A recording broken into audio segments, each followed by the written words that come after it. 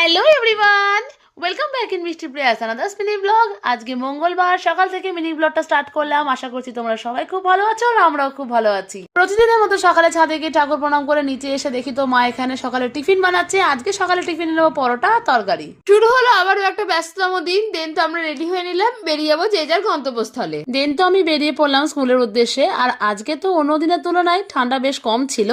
আজ তো কলেজে মেনলি গেছিলাম অ্যাসাইনমেন্ট সাবমিট করতে, তাড়াতাড়ি সাবমিশন হয়ে যাওয়ায় আমি বাড়ির পথে রওনা দিলাম।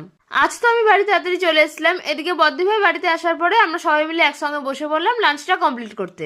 দেন তো সন্ধ্যেবেলা আমি আর বোন বেরিয়েছিলাম একটু হাঁটাহাঁটি করতে আর মন্দিরে গেছিলাম ঠাকুর প্রণাম করতে। দেন তো সেখান থেকে পেলাম ঠাকুরের প্রসাদ। তারপরে গেলাম কিছু টুকিটাকি কেনাকাটা করতে। তো এখান থেকে মিষ্টি কিনে সোজা চলে আসলাম ফুচকা খেতে। ফুচকার দোকানে একটু ভিড় থাকায় দাঁড়াতে হয়েছিল। আর বাইরে বেরোবো ফুচকা খাবো না সেটা হতেই পারে না। আর আমার এক্সপ্রেশন দেখে তো বুঝতেই পারছো ফুচকাটা কত টেস্টি হয়েছিল।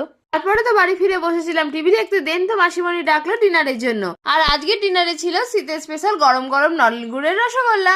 That's it for today. Thanks for watching. Bye bye.